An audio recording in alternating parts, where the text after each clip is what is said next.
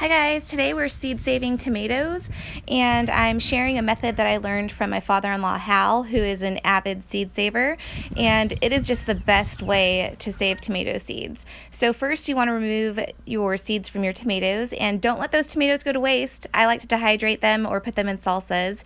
I'm doing yellow pear tomatoes here, and you just kind of scrape them out into a jar or a cup or a paper cup, anything that you want. A bowl would work even. And you just do it until you have the desired amount of seeds. I'm seed saving quite a lot of these yellow pear seeds because we love this tomato and we grow it every year, and it's just really great in salsas and pasta sauces.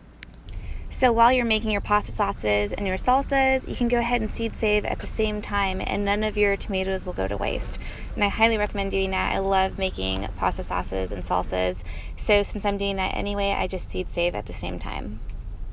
Now I like to add a little bit of water to the jar just to make it a thinner mixture, and we're going to let this ferment for about a week. So you want to make sure you cover it, but cover it with just like the lid of a mason jar or cloth or a plastic cling wrap or something like that. You want it to be able to breathe just slightly.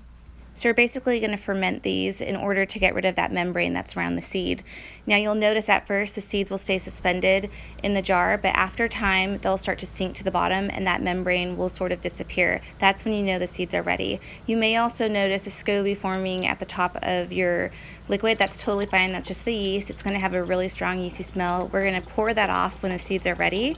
And I like to just keep adding water to the mixture and pouring off the excess. The seeds that are viable will sink to the bottom, and anything that's not viable or not a seed will float at the top, so we want to pour that off. You'll notice I have another SCOBY in my jar, so I'm going to dig that out here in a minute and discard. You don't need to use that for anything. So again, I'm just filling it up with water. I'm pouring off any flesh that might have gotten in there, any unviable seeds, and any of that yeast that has formed at the top.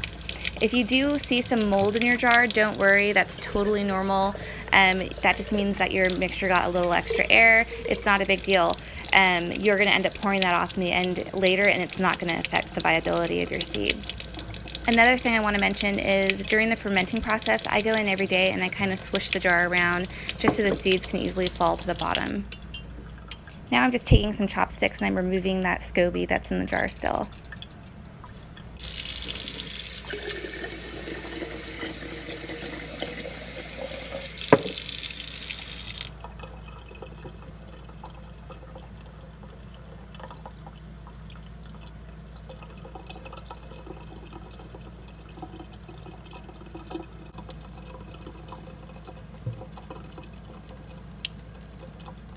As you can see, all that's left are seeds now, so we're going to go ahead and put these in a strainer and rinse them a few more times. I'm pouring my seeds into a strainer, and then I'll put a little bit more water in that jar to get the rest of the seeds out, and then I'll rinse them through the strainer. And this just ensures that there's no yucky stuff on there, because I don't want mold to form on my seeds even though I'm letting them dry completely. But I just like to make sure they're nice and clean.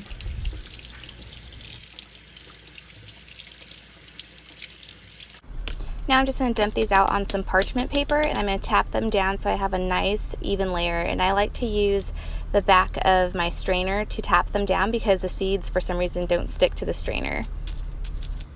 Now you want to leave these out until they're completely dry. It's really important for these to be 100% dry before you pack them into seed packets. If you're a little unsure, leave them out for an extra day. I also like to use desiccant packs or silica packs in my seeds for a few days just to make sure I got any extra moisture out. And you can use this method for cucumbers or any type of seed that has a membrane. These are orange currant tomatoes that I recently seed saved, and the seeds are really, really tiny, so it almost looks like I don't have any at all. Alright guys, I hope you enjoyed this video, and I hope you try it out for yourselves and you get plenty of seeds for next year. We'll see you guys tomorrow.